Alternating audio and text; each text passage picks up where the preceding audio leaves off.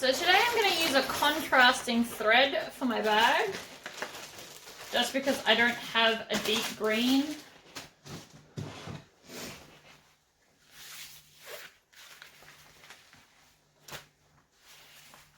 Pop the strap aside for a minute. This is all my hardware, so I'm just going to stick that where it's easily accessible. And I've pre-wound a second bobbin because I'm going to need it. 1, 2, 3, 4, and 1, 2. All right, so you should have 4 straps, 2 handles, 2 end pieces, and then your long strap.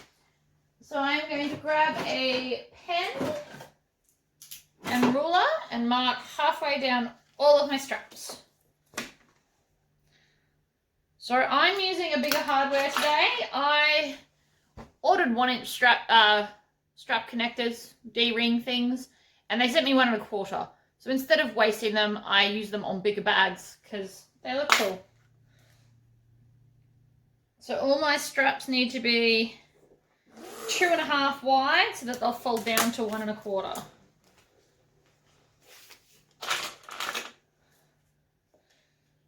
I also went to Woolies today and got another thing of double-sided tape because I was running low.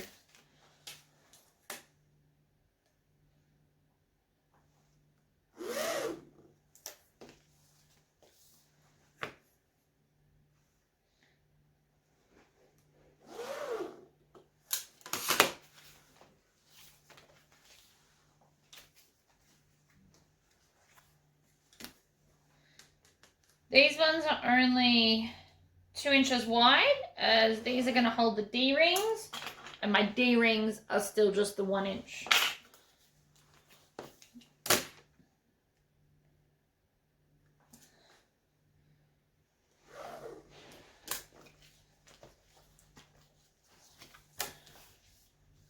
And so my straps are 20 inches long. You don't have to do them that long, or you can do them longer, whatever makes you happy, really. Straps, I find, are a very personal thing, so you can make them longer or shorter, or yeah, whatever makes you happy.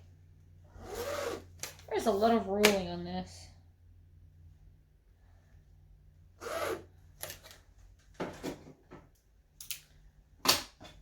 Alrighty, double-sided tape. So this one, again, it's from Woolies. It's in the stationery section. I do like the Woolies one. The backing comes off nice and easy. The one from the reject shop, sometimes it gets a bit dodgy on the edges.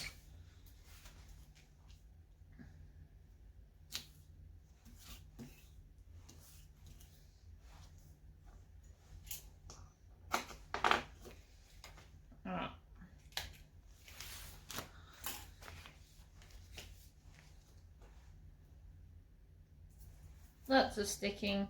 So my interfacing I have used on this bag is on the outside. I've used an upholstery weight fabric, which is actually quite heavy, but I still use my Formfuse 1600 by Charles Parsons on the back of the outside fabric.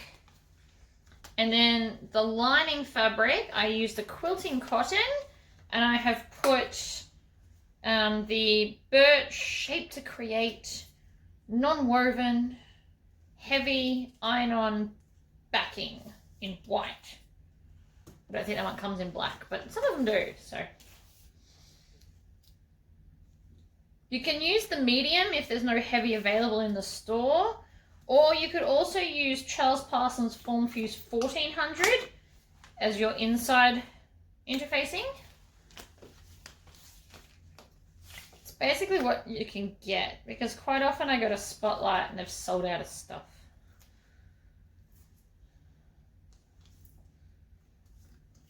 And my suggestion is when it's 30% off, or you've got a 40% off a full price item, stock up on it, grab like 10 meters if you make a lot of bags. Or if you think you're going to make a lot of bags, grab 5 meters.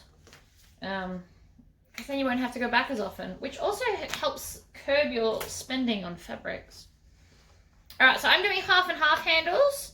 So I am using the upholstery fabric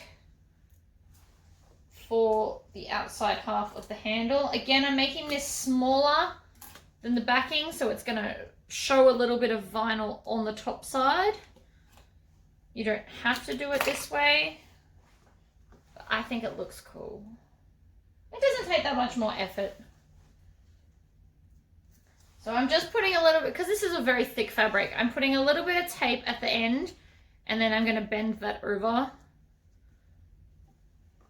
And then I'm going to do the same for the other end, making sure that it is still 20 inches. So it's the same size as the vinyl. Bend that over. I'm also going to cut off the little edge fringing. That was just because it was the edge of the fabric. Okay. Now that it's 20 inches, I'm going to rule my line down the center, which for this will be 1 inch, not 1 1/4. I'm just using an ordinary pen for this. You can definitely use chalk or Choco pens or erasable pens or a grey lead. I don't know, use what you've got. Don't waste it.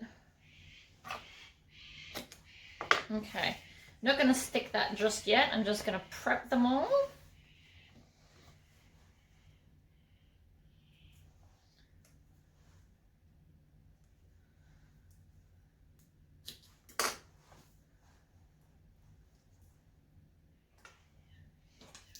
I haven't put music on today.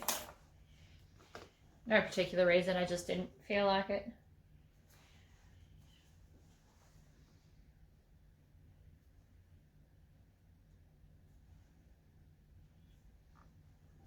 This is my horse riding shirt. It's a little bit cold here, but not so cold that I feel like wearing a jumper. So I thought I'd just put in a second shirt on. I did actually make this. It's a McCall's pattern. It's like a unisex shirt. I do not remember the number off the top of my head, but if you'd like to know, I can pop in the comments or the description bar. All right, off with the fluffy again. Mark the center.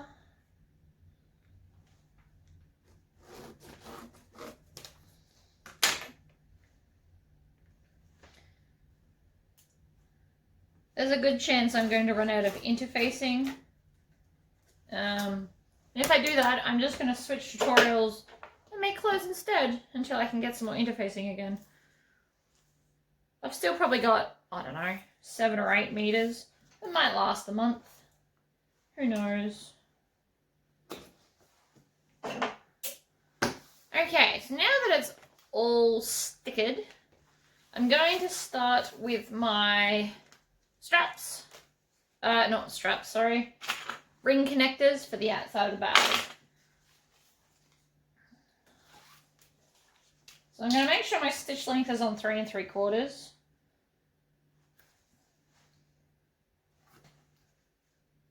I'm just going to stick both sides to the center, making sure not to stretch it. This vinyl, you can get this colored vinyl from Spotloght, but this particular one was from a guy who was closing his upholstery shop. So I just went and bought like all the vinyl he had. It was a lot, not gonna lie. I have a lot of red vinyl. I got like a, I don't know, 30-meter roll. Probably not that much, but it is a very big roll.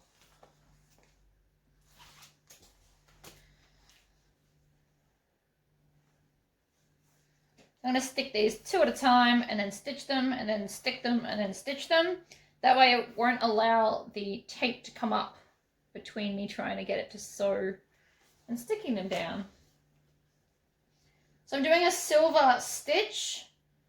This thread is an upholstery weight nylon thread. It's a size 40 or M40 or Tex 40, depending on where you buy your thread and what it's called. Alright, so I'm just going to do 1/8 of an inch from the center. I'm using a 3 3/4 stitch length to get a little bit of decorative detail. I also don't want my stitches to be too small because I don't want to over perforate the vinyl and then have it tear. There's nothing worse. So I'm just going to chain stitch these one after the other, run all the way off the edge, turn and go back again. Chop that one off before I get to the end so it doesn't get in my way. I'm just going to leave that one in and put the other one aside and stick some more down.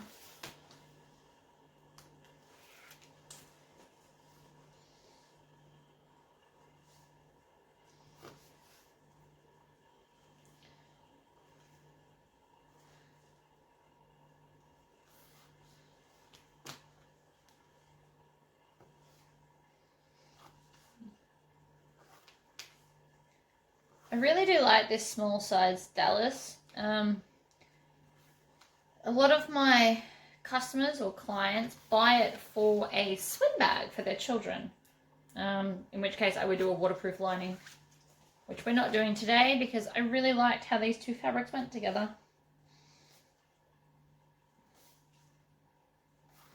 And even the small size does fit quite a lot of stuff.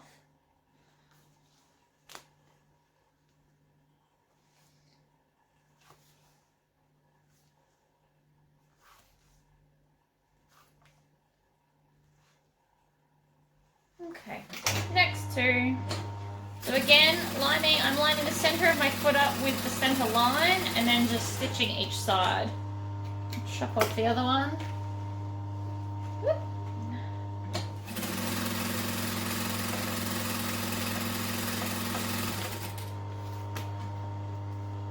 No, it was right the first time. There we go.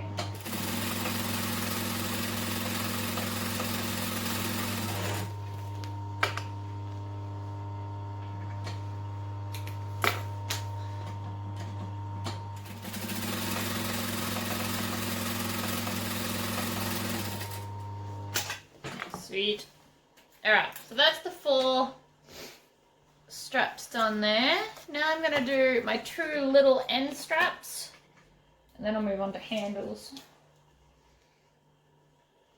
Get most of the strapping done now and then I can move on to the next section.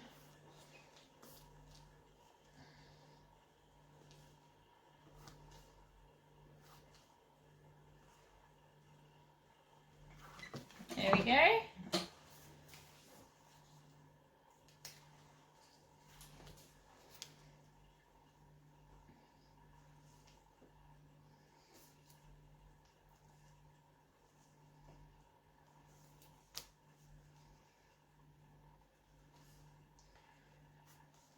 You could do these straps out of a fabric if you wanted to. Just make sure that you do interface it with something sturdy, because it will hold, like these side ones will hold the whole weight of the bag if it's on someone's shoulder.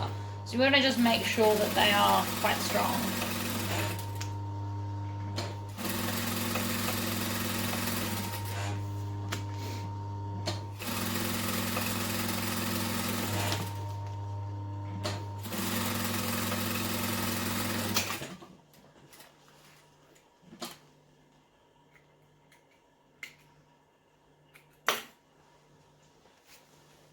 Beautiful. Alright, so now we're going to do our handles.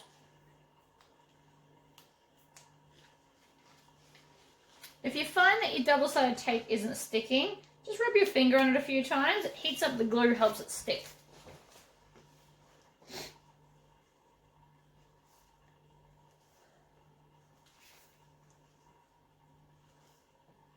Oh, I have a very itchy nose. I get really bad hay fever. It just makes my nose so itchy.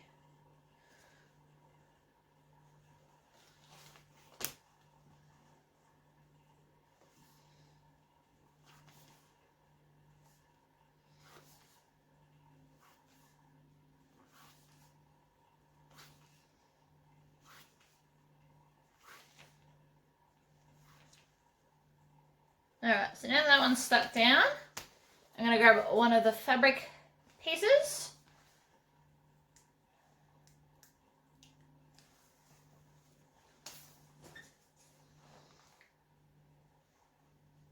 And then bend that in. Now I didn't put any interfacing in this because this is actually a very thick upholstery fabric. So it's quite stiff already.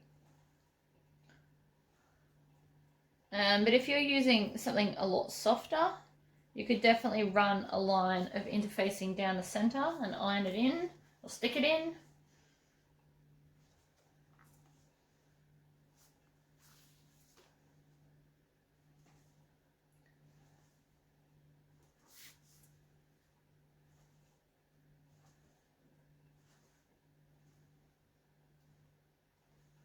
Now I'm just going to snip off all these stray threads. I don't want to have to try and do it later once it's been stitched in.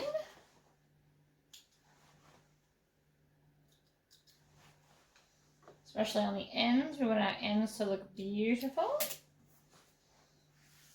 Okay, so then we just want to stick that on like that. So for this fabric, because I have a sneaking suspicion it's going to move, I'm going to run another line of double-sided tape down the center of the vinyl, stopping just before the end.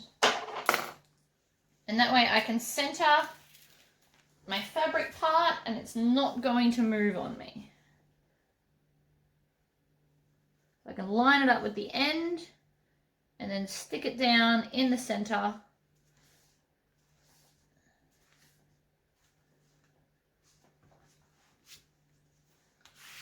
Perfect.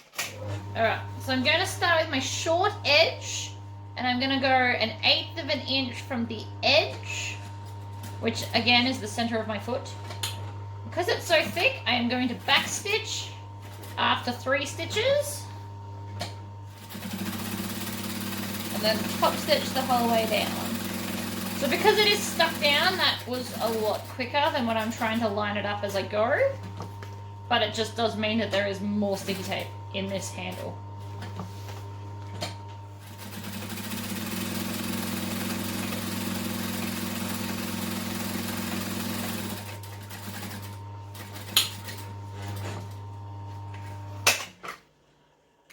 Snip off all the excess threads and then just melt the last little bit that's left over. You can touch it, it's not so hot it will burn you, and it's never stuck to me, but I've also never had a very long tail. So that is now one beautiful handle.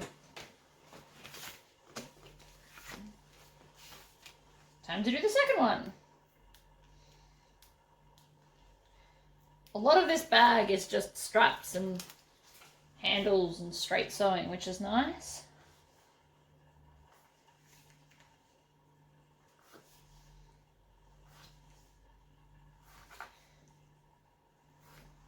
When I get to the end or close to the end, I start backwards just to make sure that it's all going to line up straight at each end. You know what? I don't really need that on here right now. I'll pop it over there. There we go.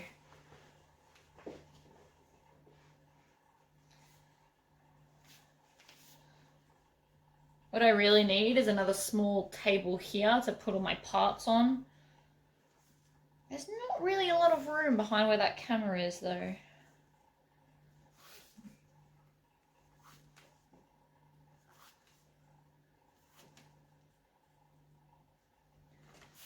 Okay, so that's now stuck down. We go to our fabric part.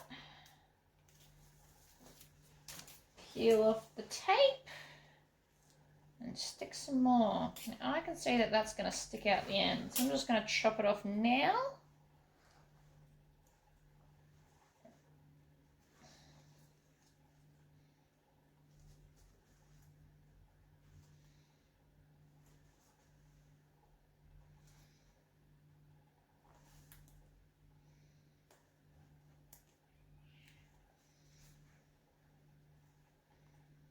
This side is not being as cooperative as the other side. Not sure why. Okie dokie.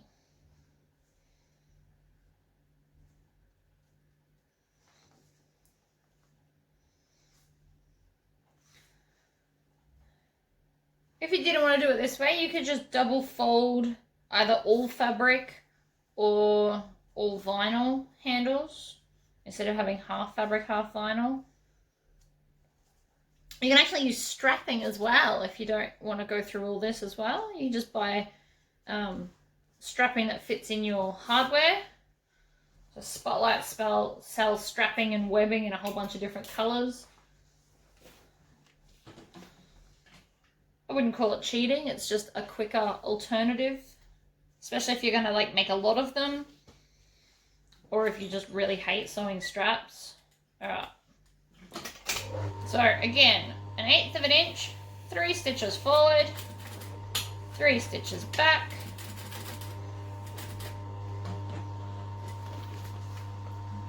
oh, I didn't stick this one down, so I'm just going to hold it and do it.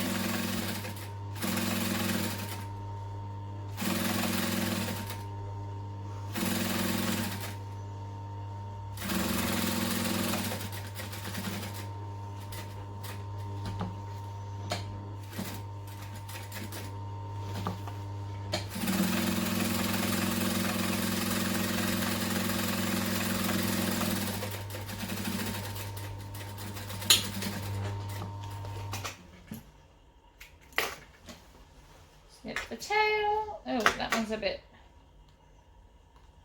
stuck in there. Then just melt it down. What's that piece doing? There we go.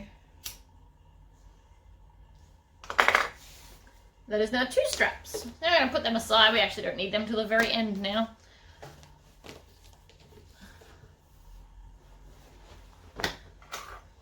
So I'm going to come in here and grab my slip outside pocket pieces. So you should have 2 of the outside fabric and 2 of the lining. Here somewhere. There we go. So 2. And that one.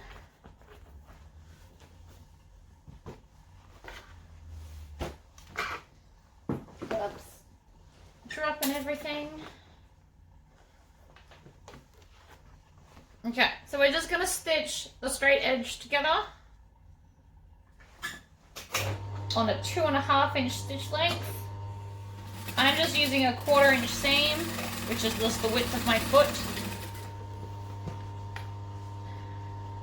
You could also put a little bit of piping in the seam if you wanted to. I don't have any piping cord that isn't already made up into piping, so I won't be doing that today.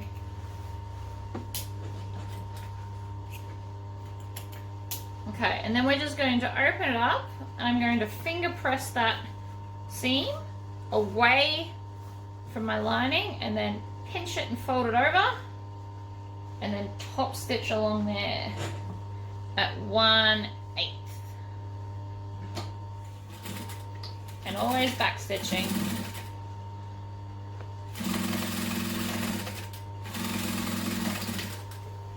So I'm going to do the same to this. Fold up the lining, finger press it open, and then pinch it. You can also iron that. My fabric is currently stiff enough that it doesn't need the iron.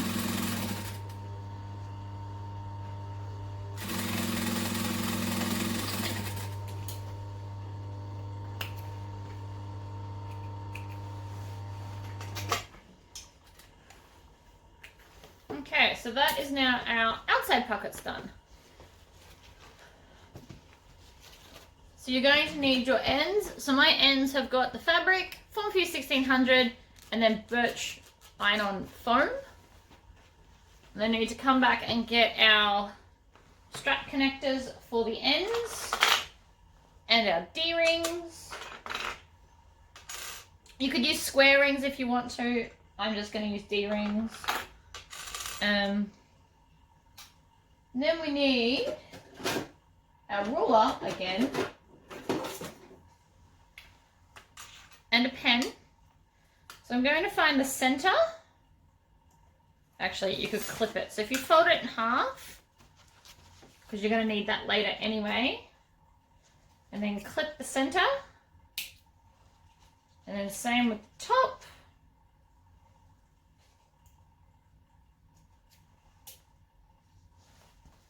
Do that to both sides.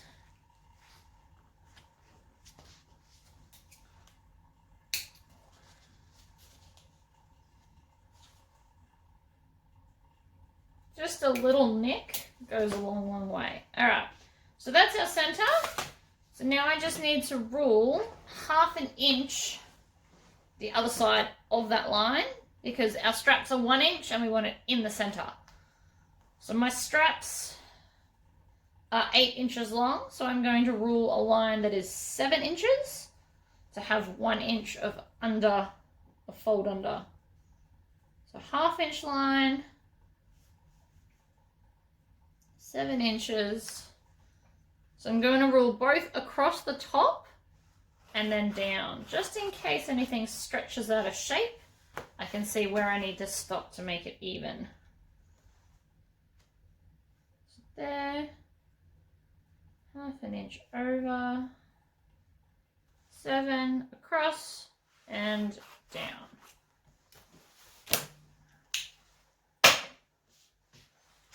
So when you slide your D-ring on, you want to put the flat side where your join is, so that we're not going to see it.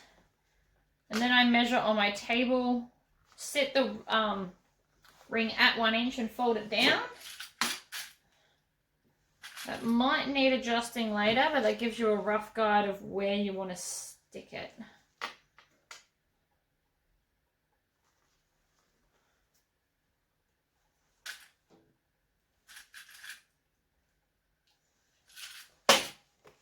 Okie dokie. So now we're going to stitch that on with a 3 3/4 stitch length. Start from the bottom. I'm going to line up the edge of this with my line.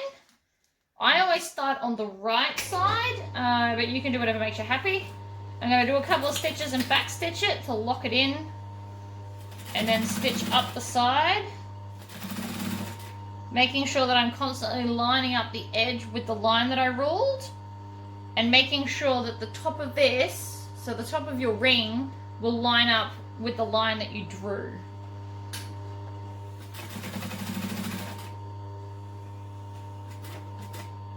Right, so then I'm going to have needle down, twist, and then sew across and back stitch. Now my foot, because it's not high enough, won't twist and come back down. So I actually have to chop it off and then go back to the bottom and stitch up the other side. So that might be handy for you if you're on a domestic machine and you also can't twist over the rings. That is my solution.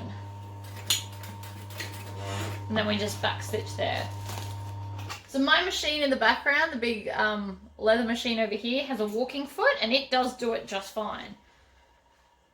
But we're not demoing that machine today, are we? So there we go. That is now on. So now we're going to do the other side. Line it up with the ruled line. Make sure my thread's going behind.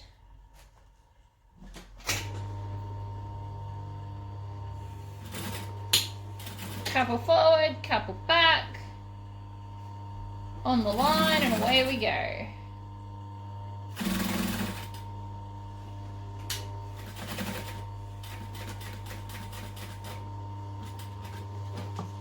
Needle down, pivot, so forward, and then back, and then one more forward for good measure.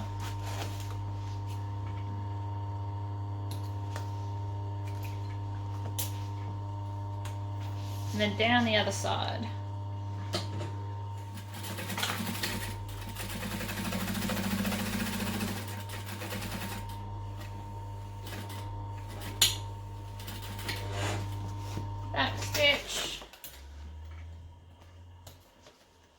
Beautiful.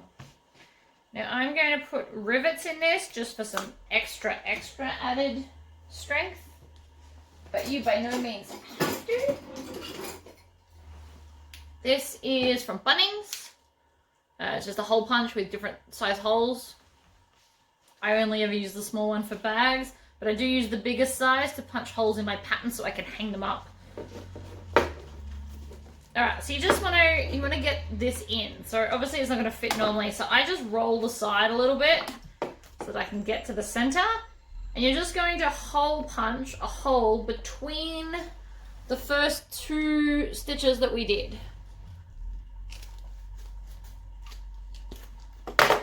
So that is now a hole directly in the center. So I'm going to do that to both of them, and then we're just going to grab some rivets. If you don't have a rivet press, you can skip this step. I like the way it looks, and it makes me feel better that it's not going to come apart.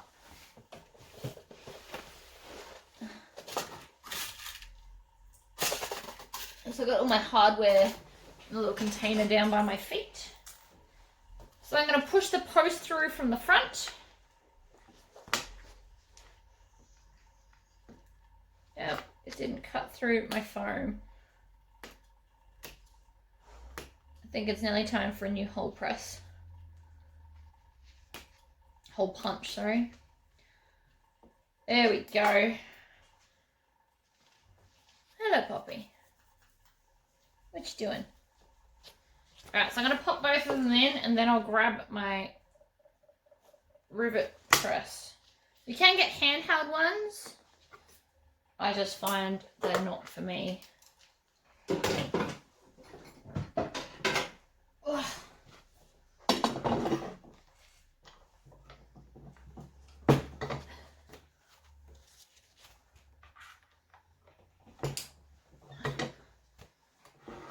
Fantastic. I recently purchased dies to do the eyelets because I found that when I was hammering eyelets, they always went a bit crooked or squished. It just turns out hammering is not for me.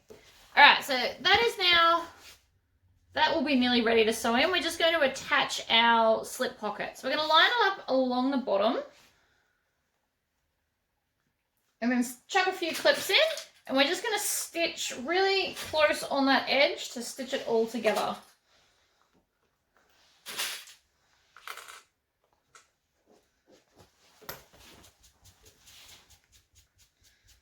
Apparently I cut my lining piece a little bit bigger than I needed to, so I'll trim that off in a minute.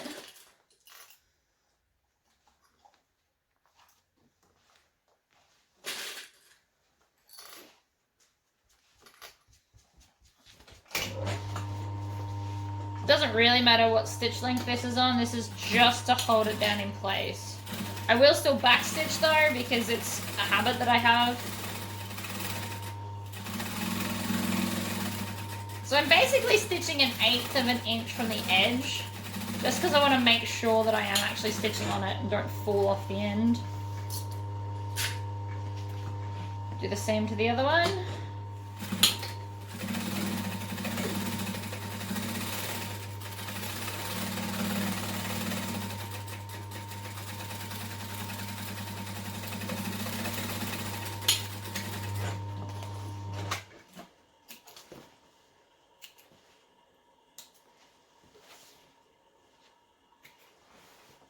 Awesome. So I'm going to flip it over and just trim off that excess that I have of lining.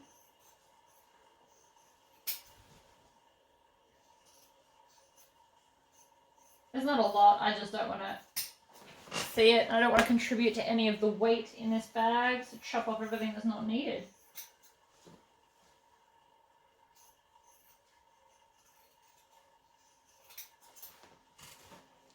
Perfect. So now your ends are done and we can set them aside till later. I'm now going to do the inside. So I have cut 3 pieces that are 12 by 8 1/4 inches. These are going to be all my pockets. So I'm going to grab 2 for the outside and I'm going to grab 1 of my giant lining squares. And I'm going to put them right sides together and stitch them together. This is going to give me one giant pocket. You could also just fold the fabric at the long edge and then just have it so it's one long piece already. I didn't do that. So I'm back on a 2.5 inch stitch length, and I'm just stitching about 1/4 of an inch from the edge, mainly just to join them. So now from that sew line, I just lost my lining. From that sew line, I'm going to mark 1/2 inch down and 3/4 of an inch in from each end. This is going to be my slip pocket, or my zippered pocket, sorry.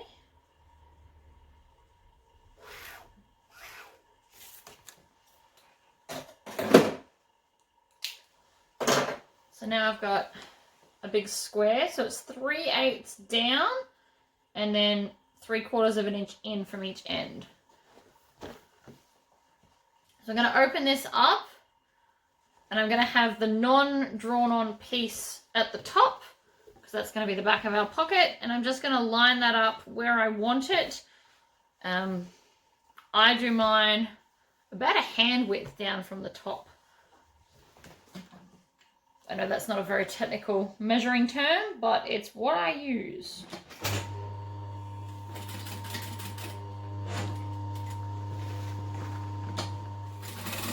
And I'm just going to stitch all the way around that rectangle.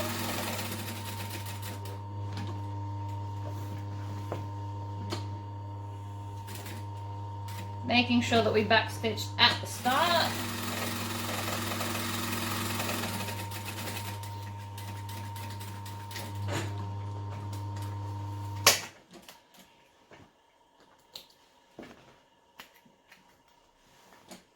Throw my threads in the band, then I'm going to fold it in half and stitch in the center of the rectangle I just sewed, and then cut as close to the center as you can. You can measure it if you're not one to just wing it. And then when you get about 1/2 inch from each of the corners, you just want to make a little triangle. So I've got like a little triangle bit there. Then I'm going to do the same to the other side. You want to get as close to your stitching without snipping your stitching.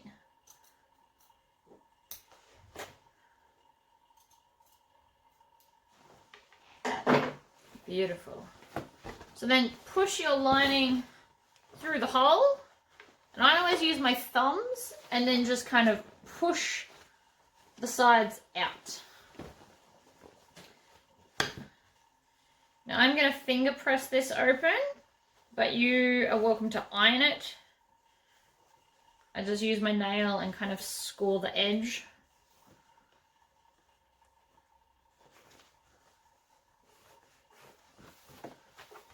And do the same to the top.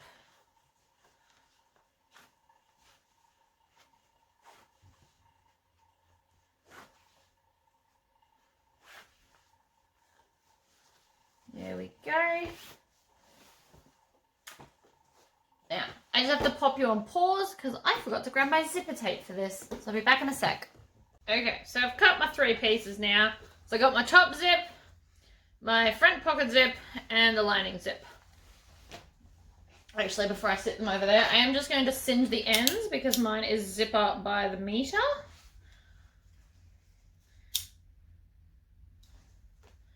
Doesn't need a long singe, just a nice quick one.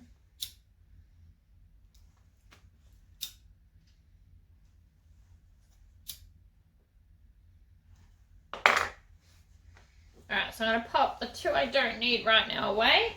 I'm going to put my zipper head on. So I'm just going to break open the zipper tape a little bit and feed both sides in. This is a fork attached to, actually, yeah, I'll show you.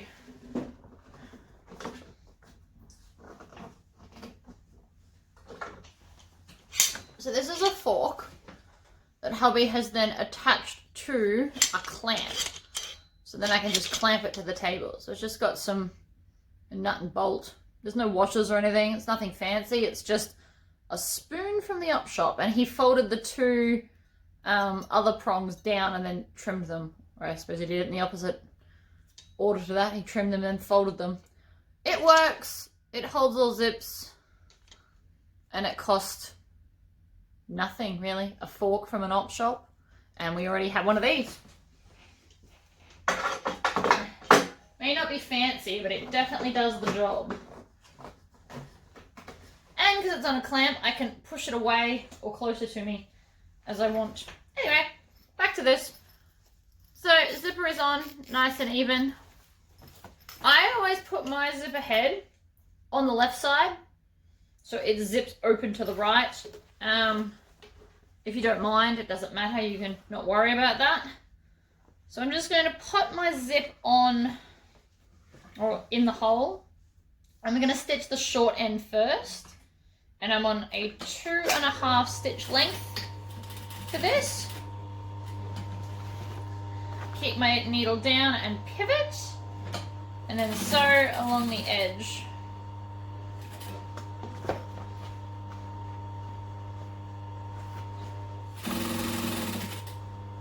I'm going to make sure that you move your zipper head out of the way as you're sewing, because if you try and sew past it, it tends to warp your stitches, and then you'll just have like a straight line and then a whoop bit. You don't want that. So I'm going to zip mine down the other way now. So I put my needle down and then just zip past it. Now it's not in the way. Needle down, pivot. Needle down, pivot.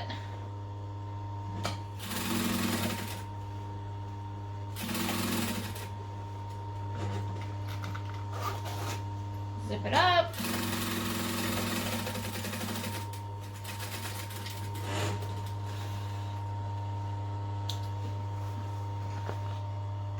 Trim off my edges. And so then we're just going to sew the pocket down. So if you pick it up from the top, it should fall perfectly in line. Oh no. Oh no, we're right. We're right. I thought I zipped my pocket, or stitched my pocket in then. So I'm just going to pick a side, line up the bottom, because we already know that that matches, and then just stitch from the top down. Making sure you back stitch at both ends to lock your stitches in.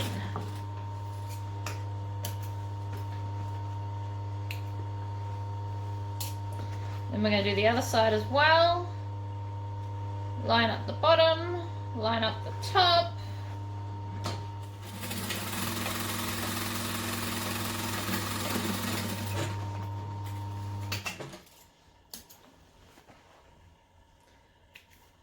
That's now your inside done. Unzip this. Make sure it's unzipped for later. If you do it now, you don't have to remember later, because we're going to turn the bag through that hole. Alright. So now our lining pieces are done. You can do a second one on the other lining if you want 2 zipper pockets. That would be cool. You got more storage sections. So now we're going to do our outside. So I have altered my pattern a little bit. I have chopped off a little bit because I'm not doing a drop-in lining. And I'm not doing a zip that's hidden. So, I want to grab our strap pieces and just one of our outsides and our ruler. And an erasable pen or chalk marker or chalk wheel. Something that's not going to last forever. Like, don't use a permanent marker for this. You will see it. Okay, so I'm going to measure what the pattern says to go in from the edges. And then mine, I'm not actually sure what the pattern says for this, but my straps are 13 inches tall. And then I'm just going to rule across the top so I know where I want them to stop.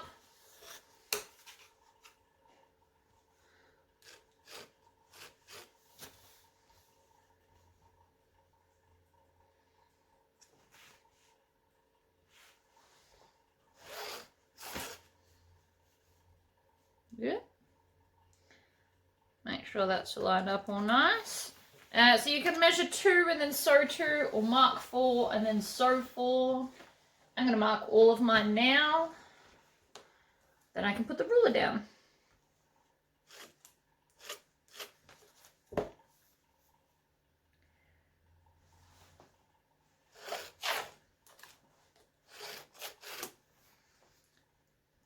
Not gonna lie, my pen does not love this fabric because it is so textured, but it's gonna have to suck it up.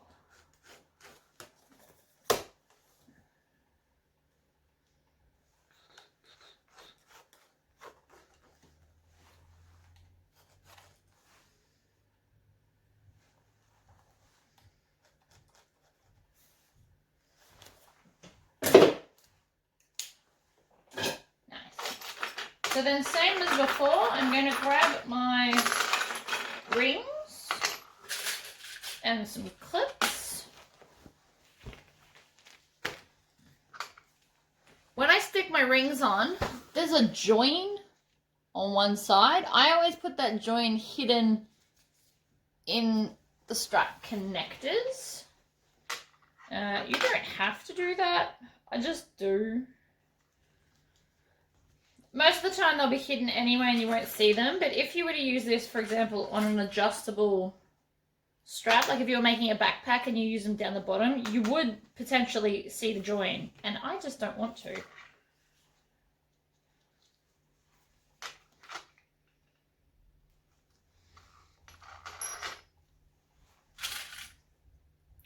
I always put 2 clips, 1 on each side. That way I know it's going to hold it evenly.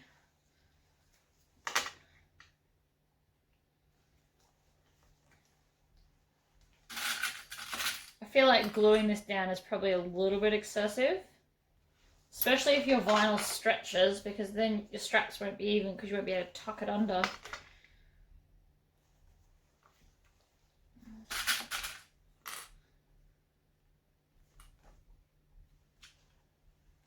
Okie dokie. So grab one of your linings and one of your straps.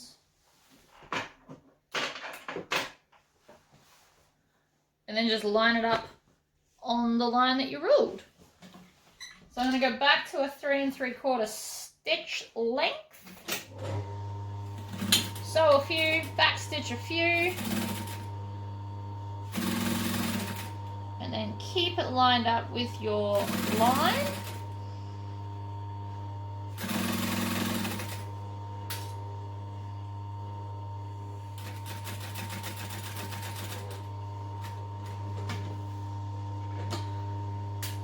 Then I'm going to needle down and pivot, stitch across slowly so I don't go too far, back stitch, because I definitely can't get over this ring. This is thicker than my other rings.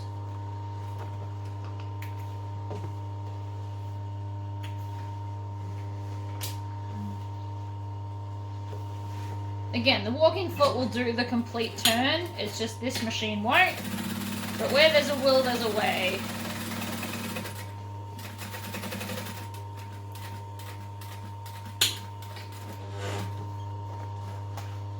I'm also going to pop a rivet in the middle of these ones when I get to it, which is just not yet. I'm going to just check my bobbin and see where we're at. I'd hate to run out. Oh, that's getting dangerously close to the end. So I'm just going to put a new bobbin in because I don't want to have joins on here if I don't need to.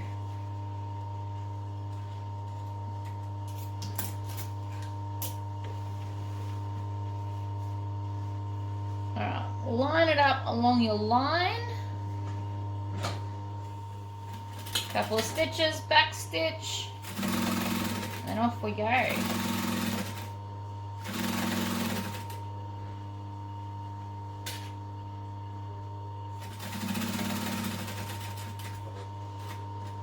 So how I know how to get close enough is right before I'm sewing up, the edge of my foot just touches the ring, and that's when I stop. Because if I go any further, it's likely to warp when I'm sewing, or you might go on an angle if you've gone too far.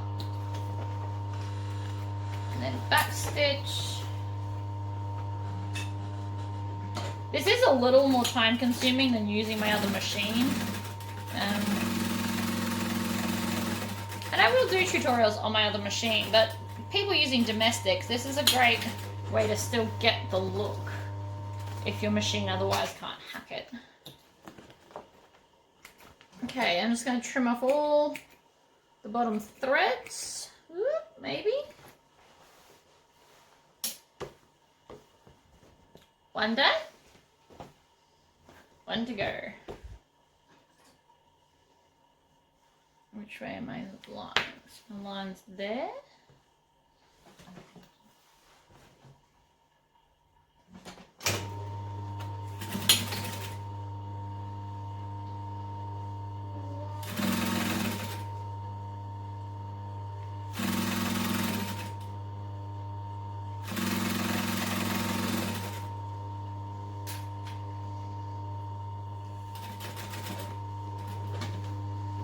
Needle down, pivot.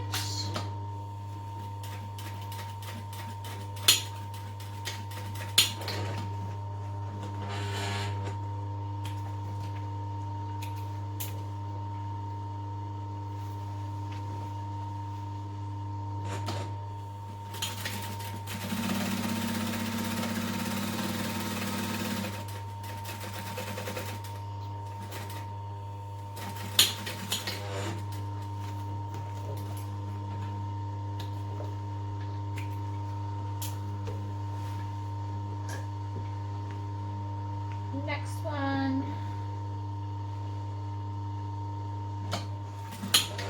Oops.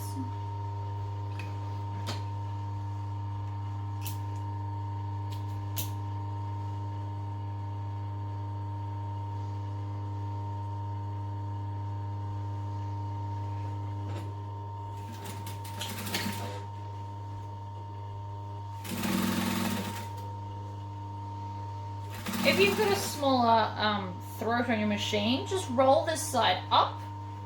Like if you were a quilter, you would know to do that. But just roll it up so it stays out of the way and doesn't keep banging into stuff.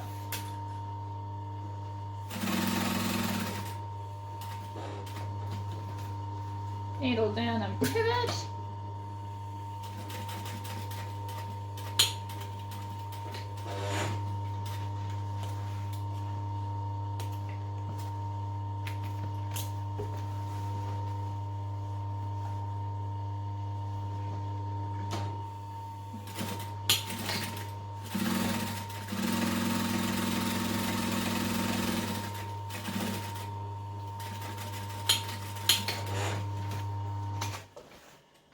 Beautiful.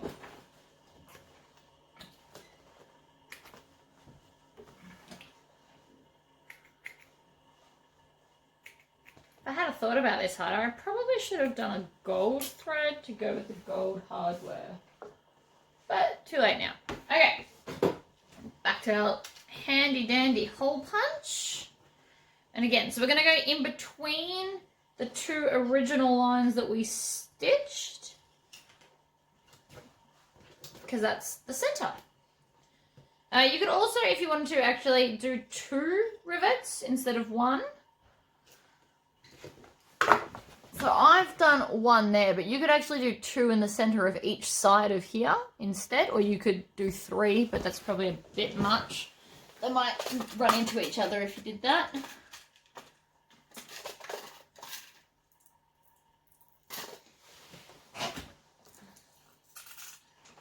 Two would have probably looked nice with the wider things, but that's okay.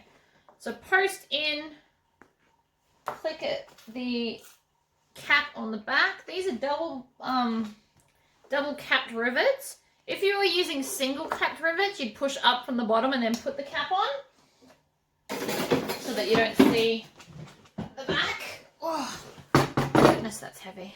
All right, then we just sit it on. Squish them down. If you make a lot of bags, these are definitely worth the investment. Green Beans Australia sell them. And they sell like a few of the dyes that go with them.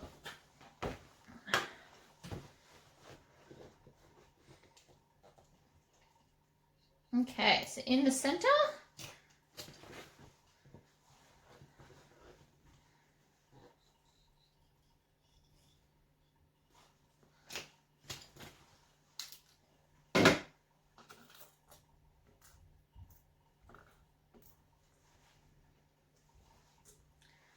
push them from the front to the back. You can flip it over, click them in.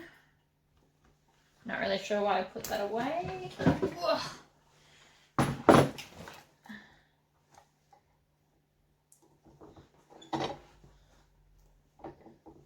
1, 2.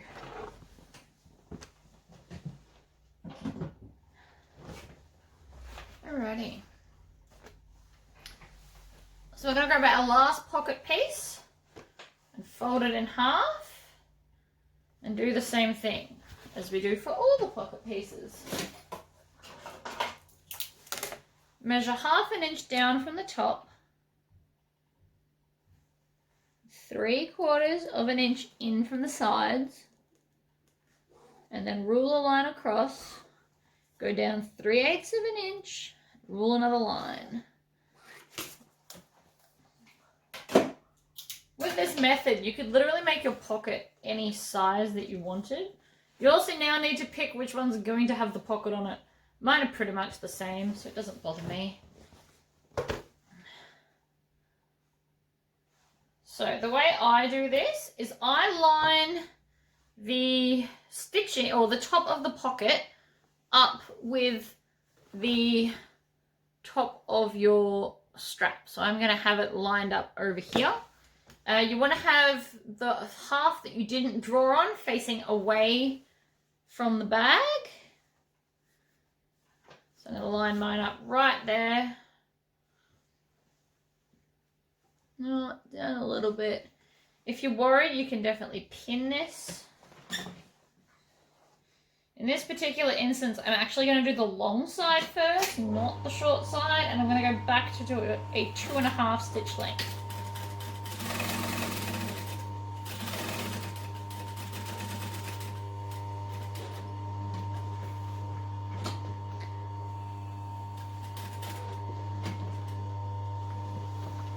Needle down and pivot.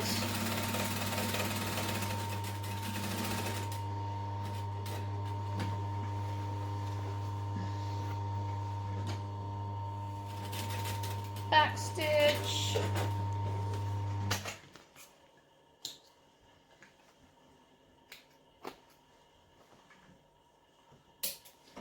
Alright, then fold that in half, snip the center, cut down to about 1/2 inch, triangle out the corners. I wonder if that has a professional term. Probably. I should look into that.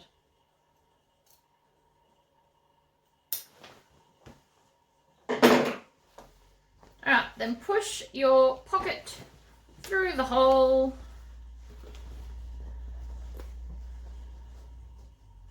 Pull your short ends out.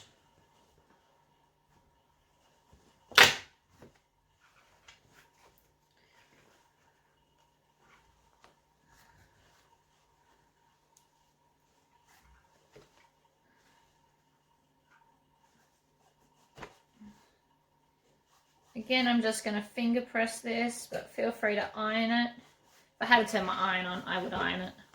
Alright, grab your other zipper tape, break it open.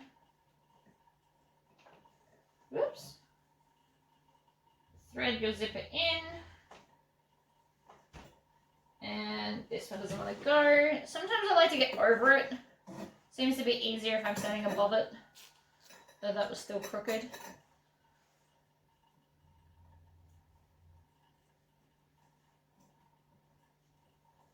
Oh, don't be like that. Thought we were friends. There we go. Now I would like my zipper to finish at the top, not the bottom. So I'm pushing it to the top and then I'll start sewing from the bottom.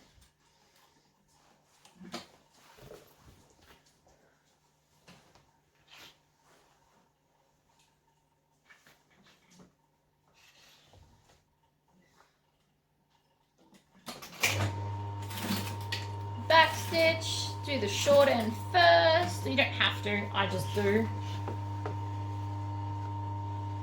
Alright, and then I am going to help maintain that fold over. So I'm just sticking my hand underneath, pulling the lining to make sure that it's going to be nice and even there. Needle down. Just going to unzip the zip so it's out of my way. Pull the lining out of the way as well.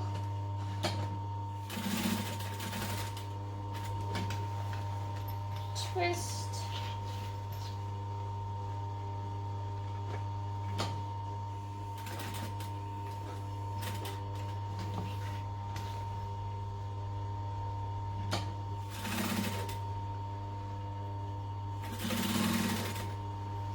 Needle down, zip the pocket up.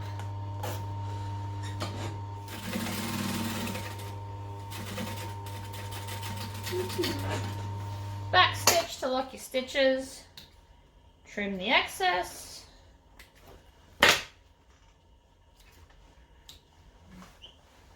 So this time we're actually going to stitch the whole pocket up on all three sides because we don't need to get into this pocket again.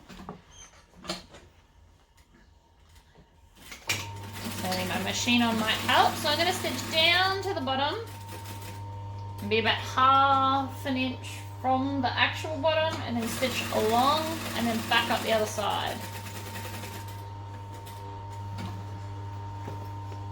Just folding the sides of the bag out of the way as I need them to.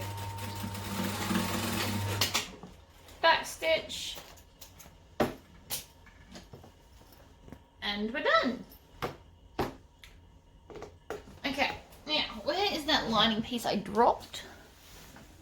It fell off my table. So now we need our long zip. And your under clips or pins, unless you've made this out of vinyl, in which case don't do pins. So I'm just going to pin the zip to the lining first, separately. If you wanted to, you could base this down just right on the very edge.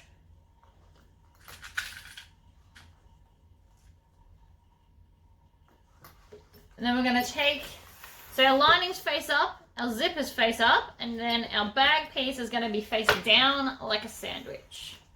We're making a bag sandwich. And then we're just going to add that into the clips. You can try and do this all three at the same time. I don't think that works for me at all, actually. Alright, so I'm on a 2.5 stitch length. I'm going to stitch with the outside of the bag up. And I'm running my foot right along the edge of that zipper.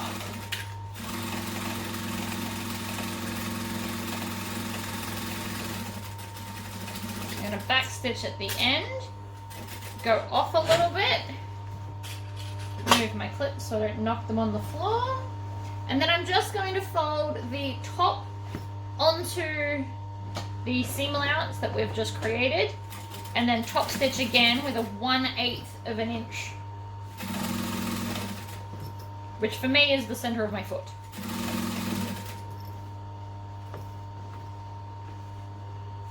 So if you've got a wider foot, you can still just do the center of your foot. It just means your stitches will be slightly more down.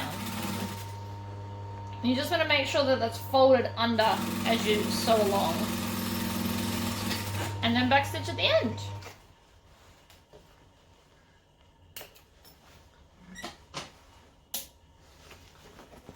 It's 1/2 of your bag. Another thing, wherever my zipper is, the back piece of that is not where my other, pardon me, I got a chip in my throat. So this zip will be on the opposite side to my lining zip. So that from the front of the bag, when you open it, you can see both zips. That's just me, personally. I like to do that. So I'm going to line up our linings again with some wonder clips. Or again, you could baste it if you want to. Oh, when I was getting my zips, I sneakily ate some chips. And I just apparently got one in my throat. Not sure how that happened. That was not fun. That'll teach me, I guess. Alright, so then right sides together with our lining. Clip that in with all our other clips.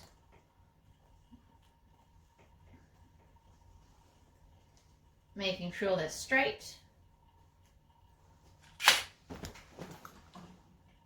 And then, cut my zip a little bit long, but that's okay. Back stitch, stitch down with your foot hitting the zipper. If you've got a zipper foot, you should put a zipper foot in, since you are doing a zipper. And then peel back just the top, and then stitch it down over the seam we just did. And again, I'm going to back stitch. I just like to lock everything in. And you're going to want to roll the other side of your bag so it's up out of your way. So I'm just going to stitch a little bit and then make sure that my seam is under there.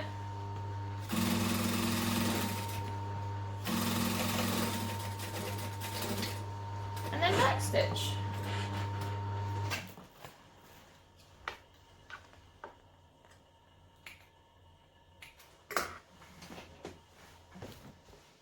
Okay, so now we want to put our zipper heads on before I do a me and stitch my bag up.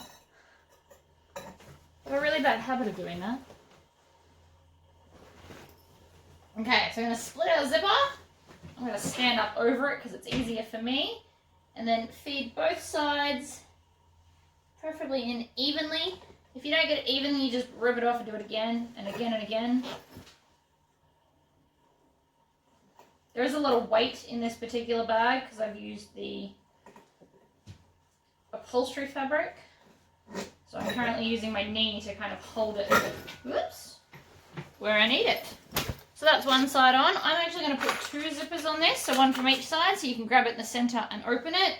And the other added bonus is the type of zippers I'm using, I could actually get a little padlock so I could lock my bag if I was traveling.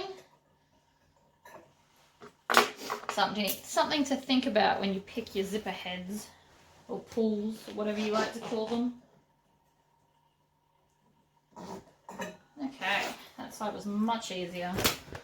So I'm just going to join them in the middle and make sure that there's no bubble or anything weird going on. But mine sit beautifully flat, so I'm happy. So I'm just going to open them a little bit. And now we're going to sew a bag together. So I'm going to go with the outside piece first.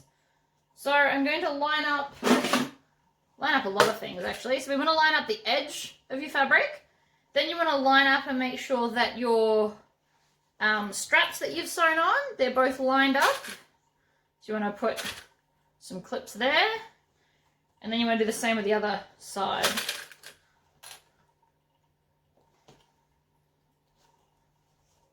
And then line up the edge. That's enough clips for me. So then we're going to use the seam allowance, stitch, back stitch, and then continue stitching all the way along. When you get to where your two straps are, I personally just back stitch over that, give it a little bit of extra support. You can actually do it as you go. You can just do like a couple of stitch forwards, a couple of stitch backs if you can't back stitch a long section straight, which sometimes I can't, not gonna lie. And then we're going to do the same to the lining. So because we've got such a big pocket to turn it through, I am going to stitch the whole bottom of my bag shut. But if you were doing a smaller pocket, you might want to leave a gap in the bottom to turn your bag out through there, because it would be much easier, and then you can just close it through the hole, which you can see me do in like every other video. This is the only one I'm not going to do that for.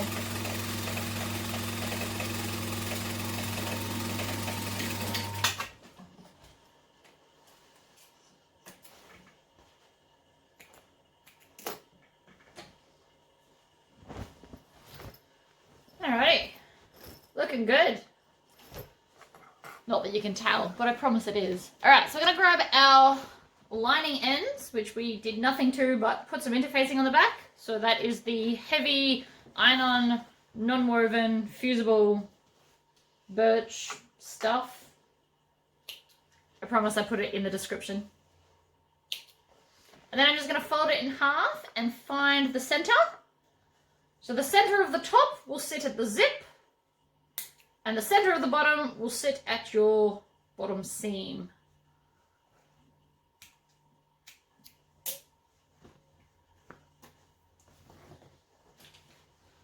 Grab your wonder clips.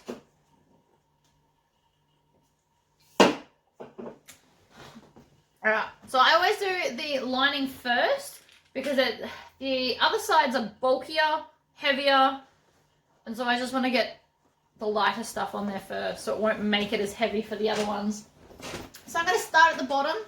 I'm going to open up my seam allowance so it's flat, and then along that sew line is where I'm going to clip the base.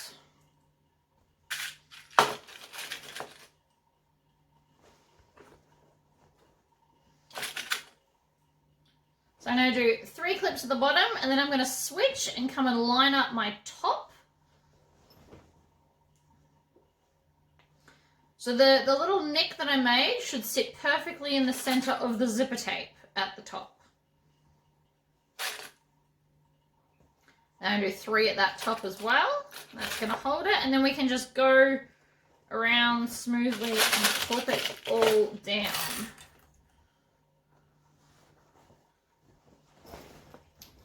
So this should sit really, really smoothly.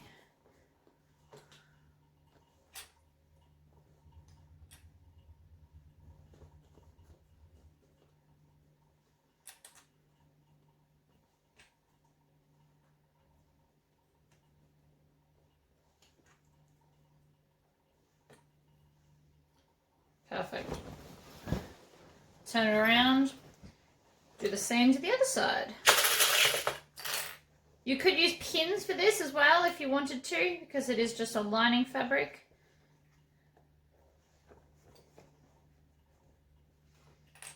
Or you can also use little alligator hair clips. They're really good too. I'm just in the habit at the moment of using wonder clips for everything, ever. Because I love them. They are my favorite.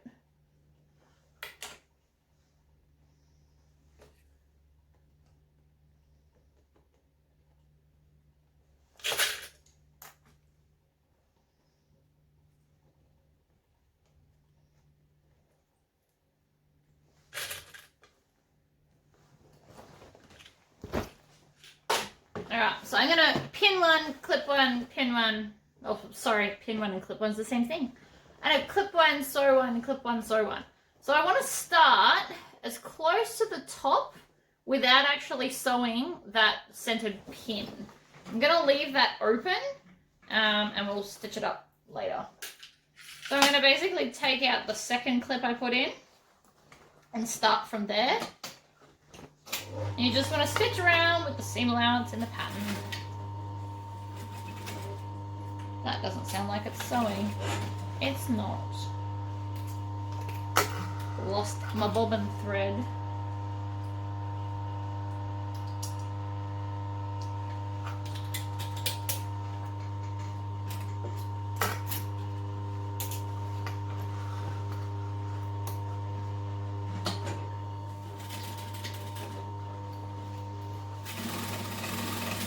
So I just pull the pins out as I go. I also hold it up. I don't know, you can't see that.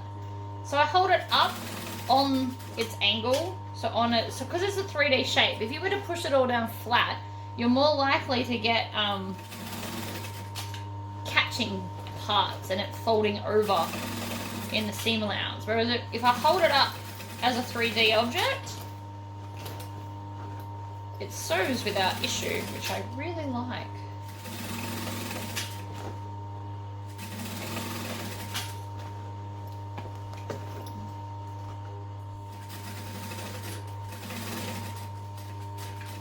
So we just want to sew to the zipper, but not actually through the zipper.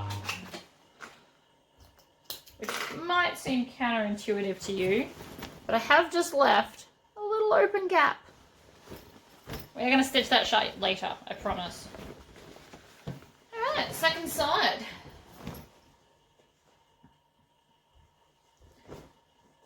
Open my seam allowance. Line up my clip hole.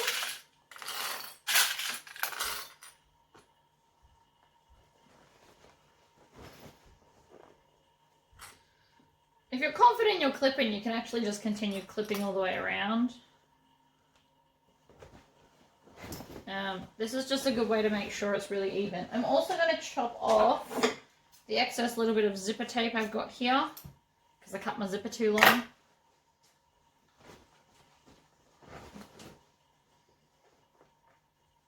Line up the top center with the zip.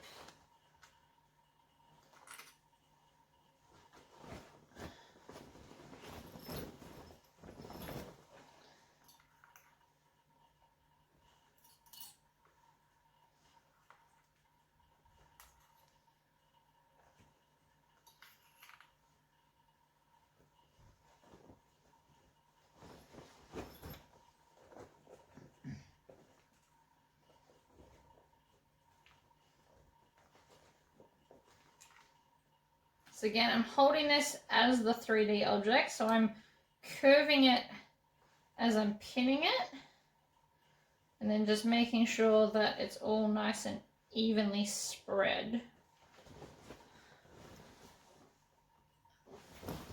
And then we're going to do the other side. You can work from the bottom to the top or the top to the bottom.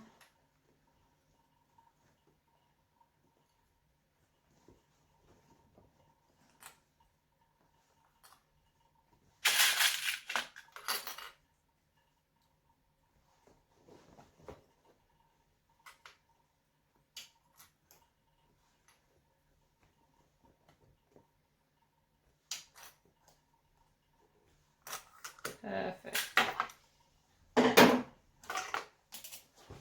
Now we're going to stitch the other side.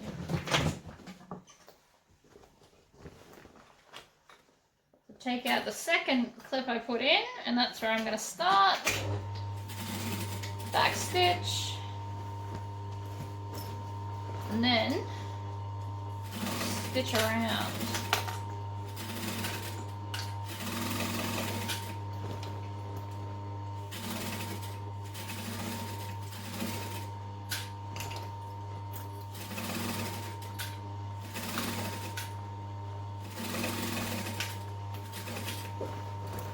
I'm constantly turning the bulk of the bag as well, so I'm not fighting against that while I'm trying to stitch.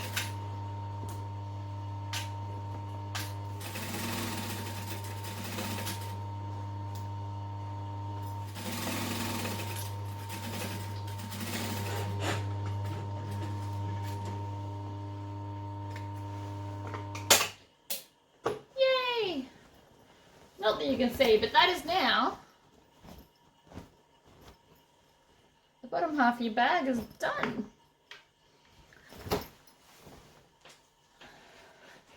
Now for the tricky ones. These are bulkier, so these aren't going to bend into your beautiful curve as much as you'd like, or as easy as you'd like, but it has to be done. So I'm going to start at the bottom, open my seam allowance. The reason we're doing that is because we've got less bulk there, because we've already got your 2 layers of vinyl, because you folded it over, and then all your interface and your foam and your top pocket as well. So there's quite a lot of bulk in that center. So by making that flat, you're going to have more chance of getting your machine over all the bulk.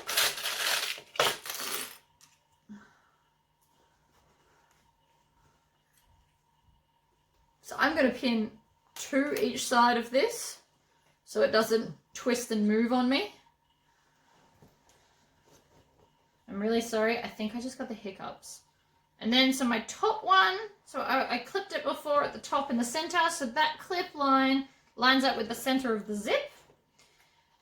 And then with the top, you also want to get the lining in that clip, because when we sew just that little bit, it's going to like seal the top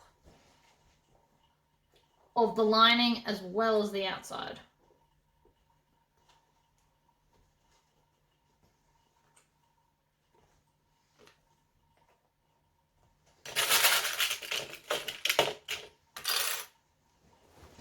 And then we're just going to start maneuvering it and clipping it all the way around. Use as many clips as you like. There's no right or wrong amount. And I will definitely be using more for this side as opposed to the lining, because again, it is stiffer, especially where you've put the pocket. So the bottom half is even stiffer again because it's got all that extra fabric and interfacing sitting there. But I promise it all fits.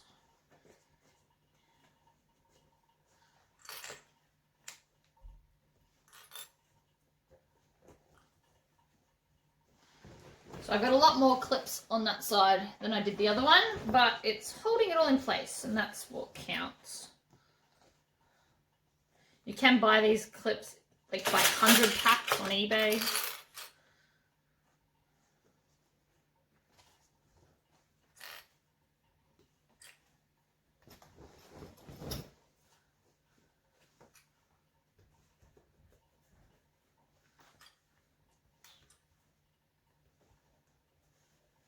Last little corner. Oh, this looks lovely. You know, I also want to make sure that nothing's kind of folding over in your seam allowance, so that it's all going to sit exactly where you want it to. So that's how many clips I have used to hold that end on. Now I'm going to take out a clip here, and this is where I'll start sewing and then go all the way around and finish back on the bottom. Because it's a flat surface, it's easy to get it straight and even. And I'm going to sew with the end facing upwards. And I'm going to go nice and slowly because there is a lot of bulk here. Get my... There we go. So I actually, because it's so thick here, I've actually had to stitch on and then get to where my seam allowance is. Then I'm going to back stitch. Slow and steady with this, because there are a lot of layers and you don't want to snap a needle by going too fast.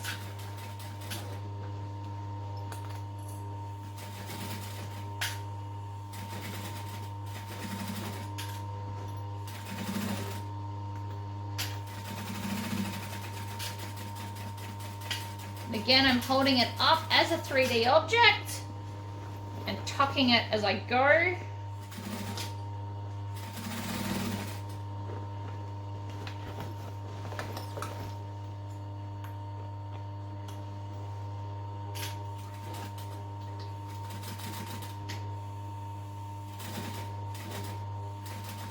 Always make sure that your needle's in the down position when you go to readjust, otherwise it might slip off the sewing path.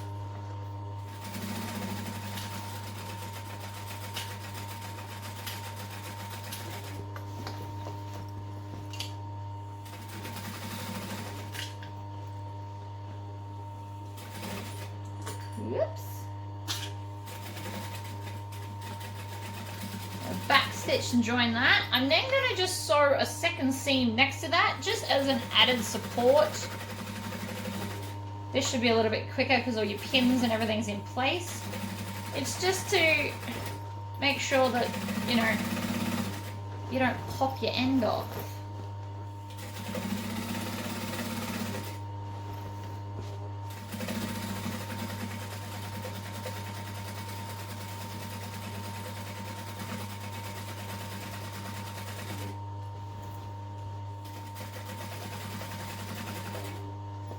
It's right next to the original stitch line.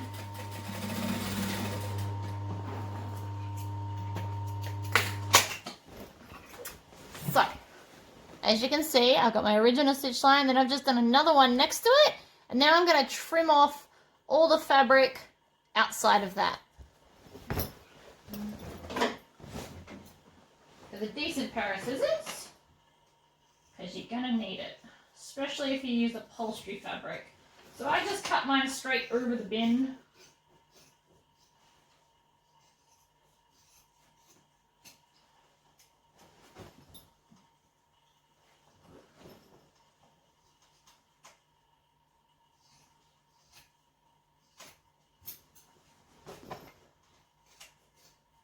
That edge corner. Beautiful. There we go. So now the other side. You can actually open your bag up and have a look down the barrel. You can't really see it, but it is looking lovely.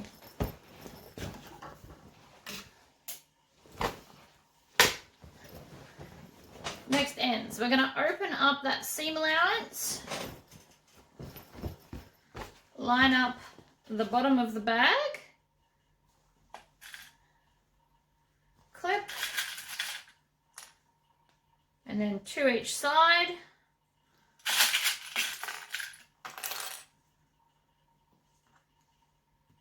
I also, one thing I forgot to mention, the clips have a curvy bit. That's the bit I face towards the end cap, I guess we'd call it.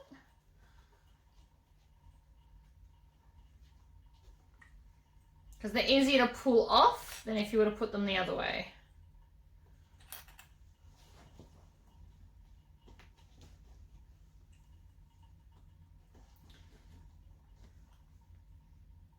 There we go.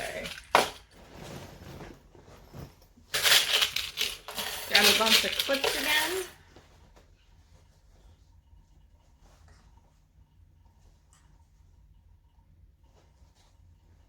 I don't know why, but I like my clips and a little bit of chaos on the table.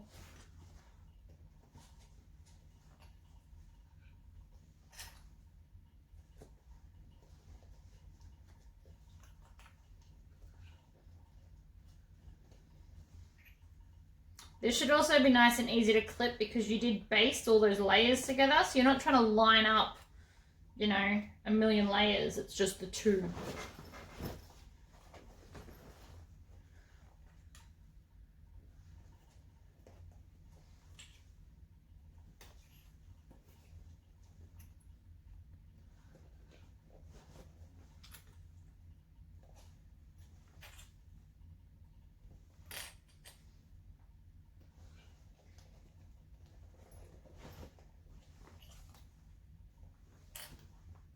Oops.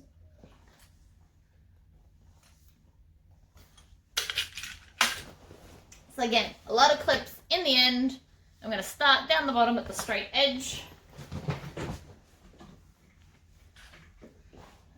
And just go nice and slowly.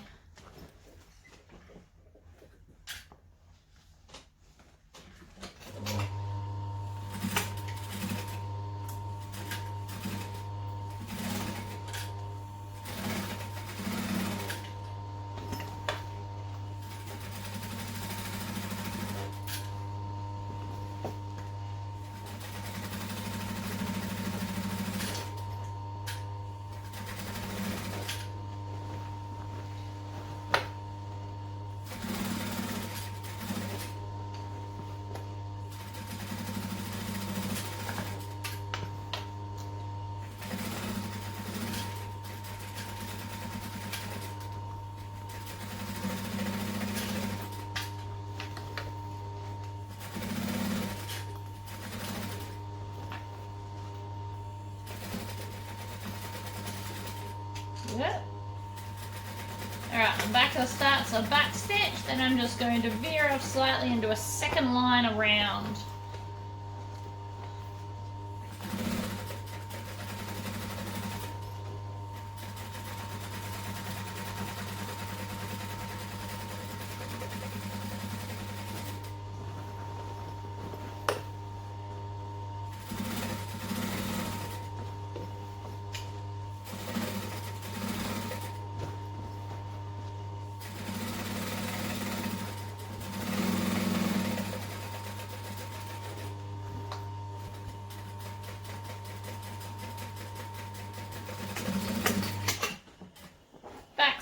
To lock it all in.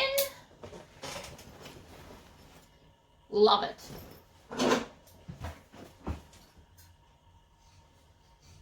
Then I'm just going to trim off the excess. You could have also put piping in this end. Would have looked nice. I've only got black piping on hand though, so it wasn't going to match. So I didn't do it.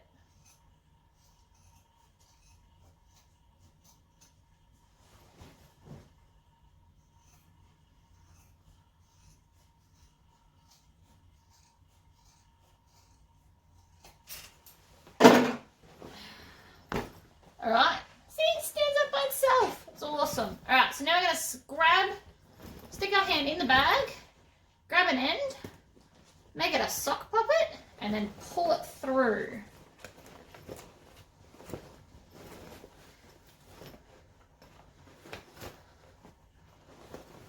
Starting with the end piece is always the easiest.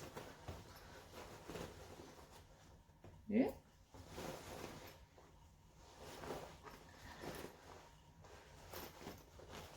See, it comes through nice and easy.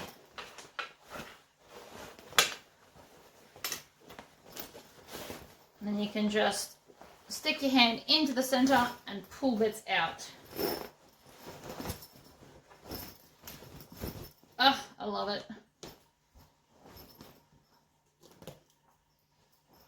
I'm going to stick my hand in and push at all the edges. Say corners, but there's no corners really on the edge piece. I push it all out so it's going to sit nice and flat and beautiful. And then do the same to your other end. Ah, look at those ends. Aren't they wonderful? Alright, so then we're going to pull out our lining. So I'm just going to use my finger and bend over the ends. Like that. And then all our raw edges are hidden. And stitch the bag closed. I'm also going to stick a tag. I have tags made up.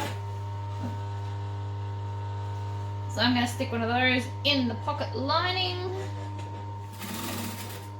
Roughly in the center.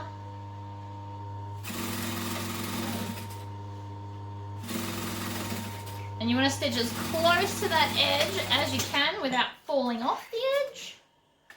And then trim off your seam, not your seam allowances, your tails. Tuck the pocket back in. Zip it up. And if all went well, you should now have a duffel bag.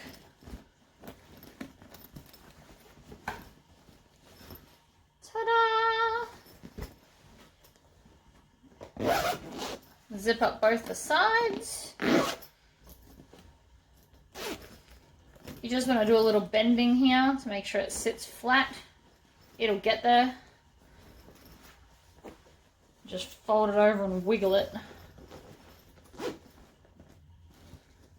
Fold it over, press, wiggle.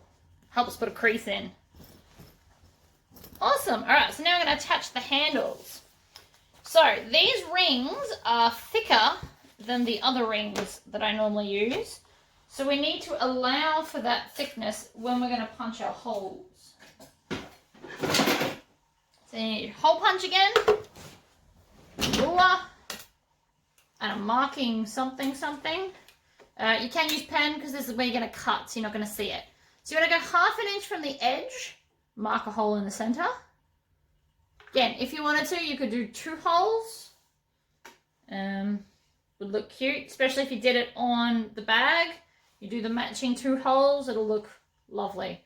Then you want to go 1 1/4 inches from the marking you just did. So 1 1/4.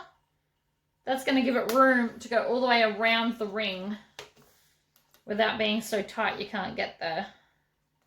So you want to go 1/2 inch from the edge and then 1 1/4 from the mark you just did.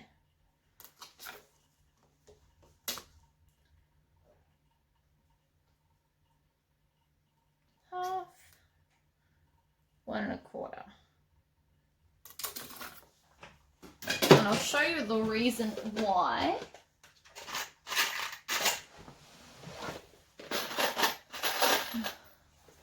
So there's different thicknesses in rings. This is the one we're using, and these are the other ones that I use. So they are considerably, oh, hold on, there we go. It is considerably thinner, so therefore you wouldn't need as much to go around that, and you'll need more for this one.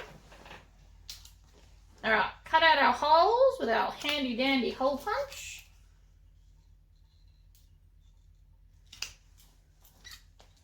You can also get actually hole punch die sets that you can put in your press, which would be cool, except you'd have to constantly be changing it in and out.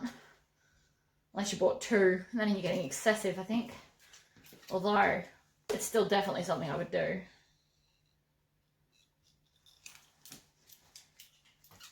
be interesting to know if they last longer than these ones too, actually.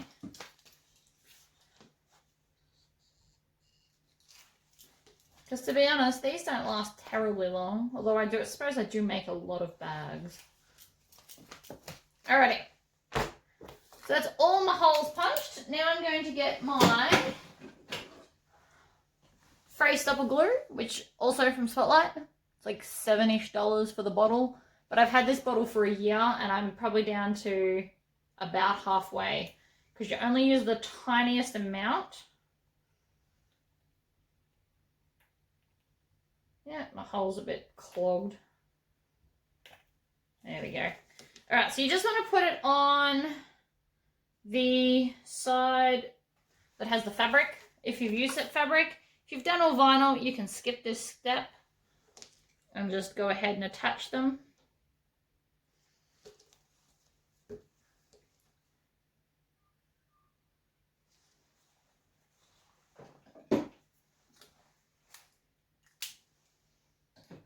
Alright, more rivets. 1, 2, 3, 4. 1, 2, 3, and 4. Rivet press again.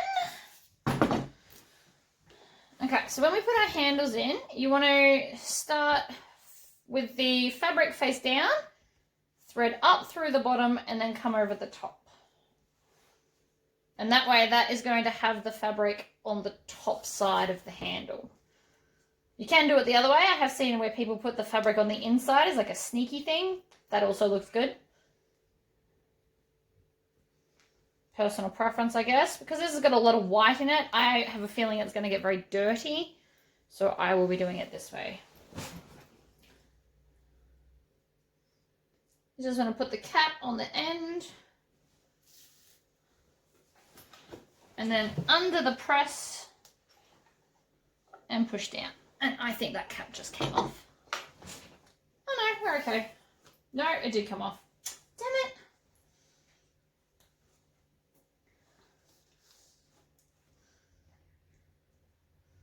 My cap wasn't pushed on properly. So it moved and broke and didn't seal. Which is fine. Occasionally you get a dodgy cap. Or a dodgy post.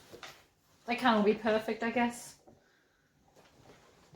There we go. That's better. Alright, so then I run my hand along with it to make sure that there's no kinks. Twist it around and then go back up through the other side. Do the same thing again. One side on. Other side on. Make sure all the fabric is pushed down and you can see the post. If you can't see the post, it means your posts aren't long enough and you should buy longer posts. These are 8x9 or 9x9 caps or rivets. They come in like a whole bunch of different sizes. Look at that, one handle is now on. Love it. I'm going to need another set though.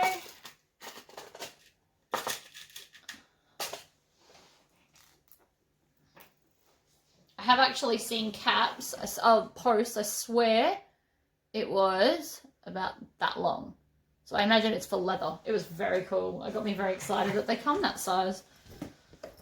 To be honest, I've never really looked, but it was pretty cool. Alright, so up from the bottom. Post, poke it through.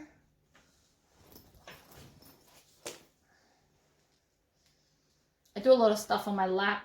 I like it nice and close to me so I can see what I'm doing. Really? Poke that through. The caps should click or make like a noise, or you should feel it kind of grab. That way you then know it's not going to move while you're trying to... Oh, well, that one just did. So I guess I lied. Theoretically, when they click, they're going to hold in place for you.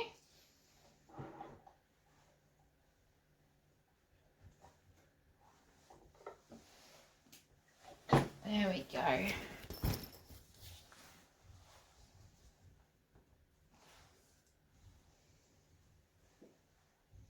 Push that side through, then the other side. I'm not sure why now I'm standing up. I think because I'm about to do the press again. Just make sure that your post, you can see it through the other side.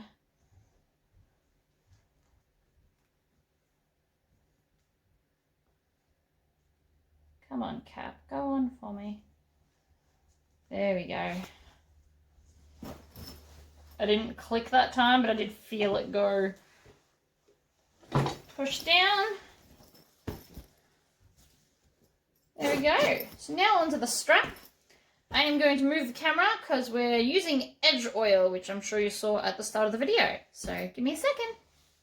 Okay, so my edge oil is, it's called elastic edge oil, and the rest of it is in, I think, Chinese. I'm not sure, but in the description, it was designed for this. And then I got this fancy thing. So the end actually goes up and down and twists. Oh, you can't see that. There we go. So it just rolls along. So they're the two things we're going to need to put the edge oil on. I like to shake everything before I use it, just to make sure. And it's like thick paint, basically. So what we're going to do is we're going to dip our little twisty thing in and then just roll it along the edge.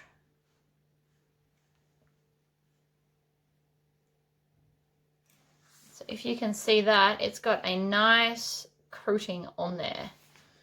So we're just going to go along, dip it in a little bit, and then roll it along the edge. That's going to seal that edge and make it look more professional.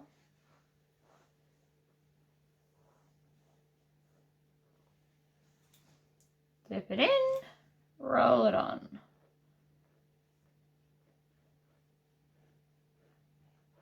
Now, if you're messy, by all means, put down a something. The other issue I'm about to have is it's not necessarily going to stay standing. Put that there and snake it like they do bridges. No, that's not going to work. All right. So I might actually have to hang mine, which is fine.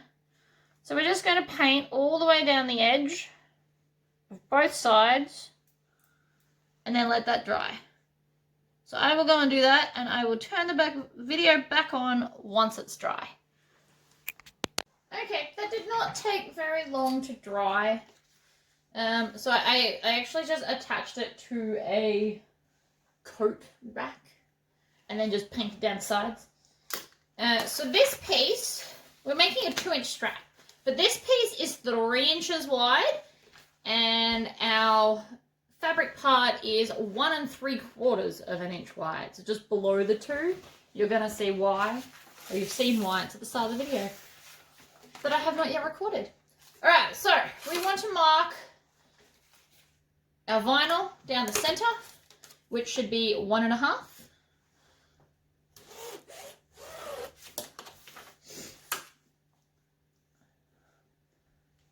So I'm just gonna line that up. Oops, that is not 1.5. Who taught me maths? Jesus.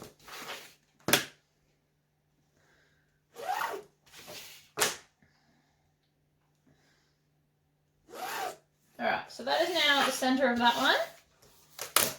Now we're going to take our fabric strap, and we're going to stick down the ends so that we don't have raw edges, because this will fray and you don't want that. It's already fraying. It's only been sitting on the table for like a day.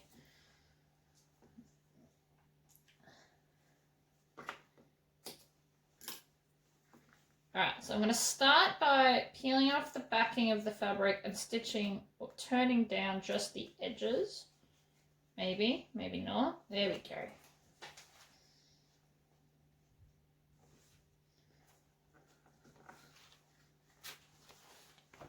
Same with the other end.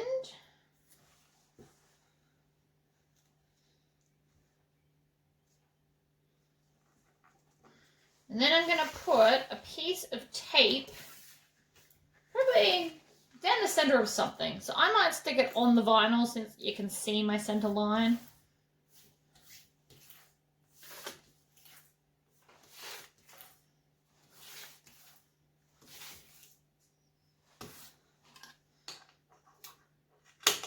And then I'm going to get tape, and I'm also going to tape at the edge of each side of the vinyl, which I promise will come clear soon. Just down both edges. So you're going to have 3 lines of sticker on this piece of vinyl.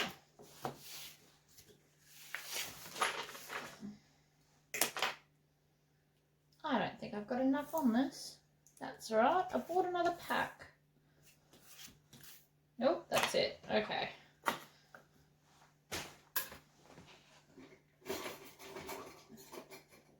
And here's one I prepared earlier. Yes, I laugh at my own joke. Heat up the glue to stick it down. Oh, that's why it's still got cardboard. Okay.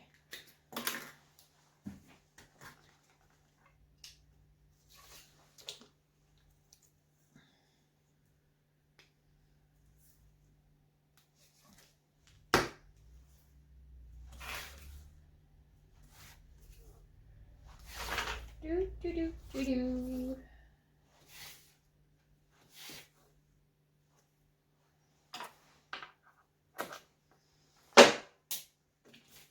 So now I only want to peel off the middle one.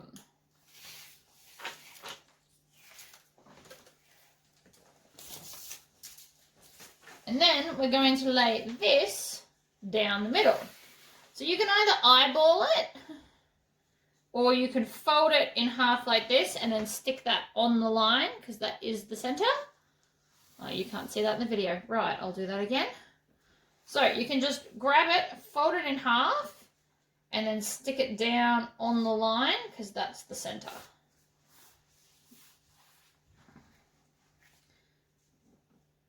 It also helps that we've put the tape on each side, because you can see roughly where the center is.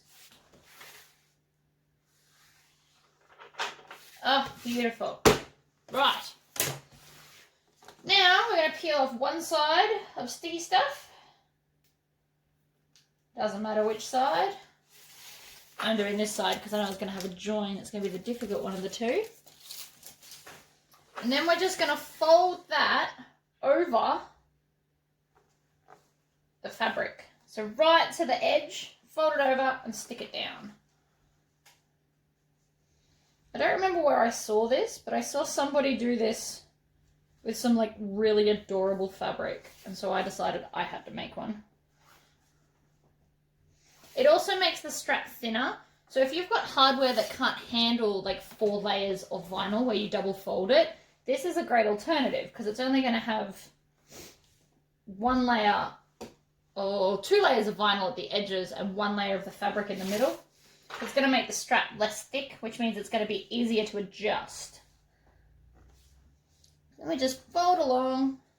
You also want to make sure that any pokey-outy threads are removed. It's going to be easier now than later.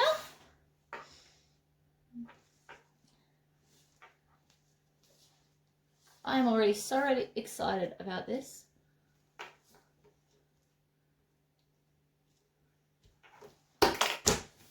Look, it's gonna be so pretty. All right. Peel the other side off. Oops, that's not stuck down. Try that again. There we go.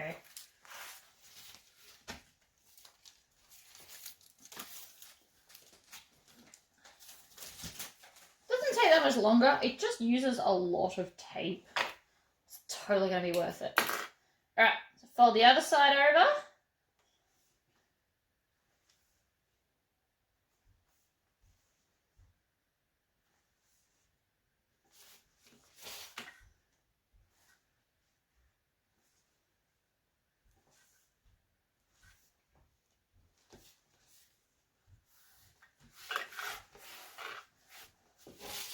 If it's going to lift on you, which mine is threatening to do, put some wonder clips down the sides to hold it in place till we get to the sewing part.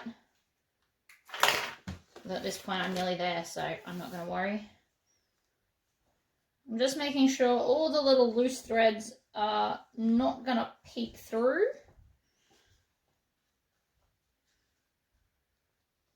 Also, I didn't mention, the edge oil comes in like a whole bunch of colours. I only have black at the moment because I wanted to get one and test it to see if I was going to like it and use it. Turns out, yes, I am. So I'm going to buy some more. Maybe like one a month and see how I go. Alrighty. So I'm going to go on a 3 3/4 stitch length. I'm going to start at the edge and I'm going to stitch down the edge like a normal yoke. So I'm just going to treat it kind of like normal, except actually no, I'm not going to do that. No, I'm going to start 1/8 of an inch away from our edge that we've just put edge oil on, back stitch and stitch down.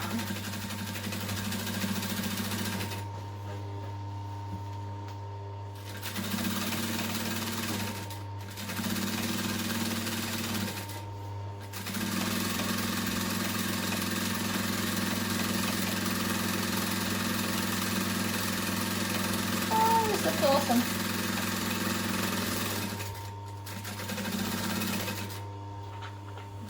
Now back stitch.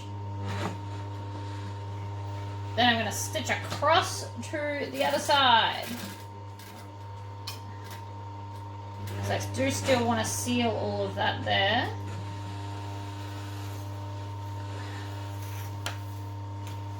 And then I do the same thing on this side.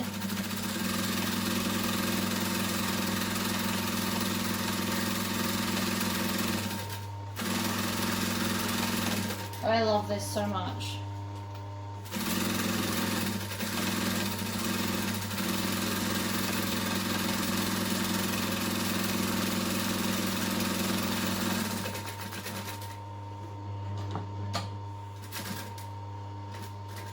Then I'm going to stitch back and close up that end so it doesn't poke out at all.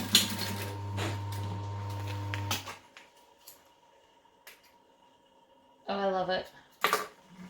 So, now you've got a strap that's just got like a feature of the fabric. So it's not too thick, but still looks really cool.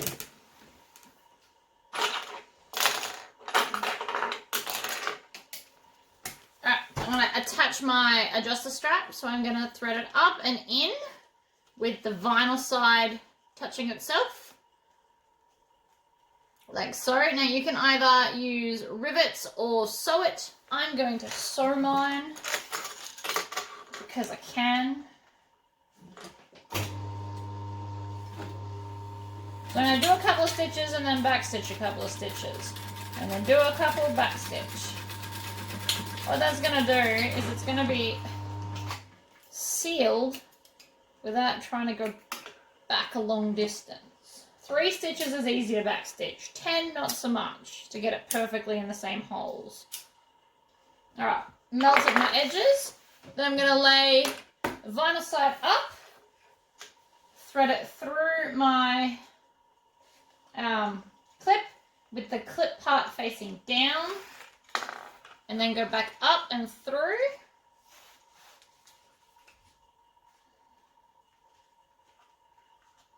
like that. And then again, so I'm going to go down and through. Now before I do this, my vinyl was just a little bit longer because I must have folded under too much. I'm just going to chop the end a little bit of vinyl off, like so.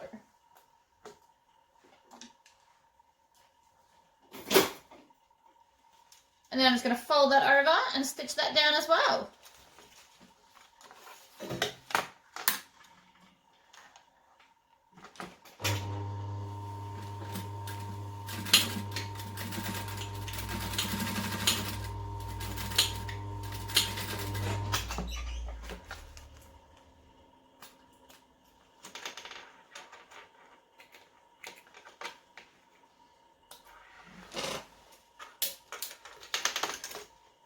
Melt the ends. I love it. And then you can attach your strap.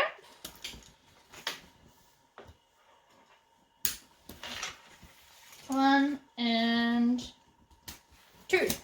And that is your duffel bag complete. I hope you had fun today, and I will put up another video tomorrow. Okay, bye-bye.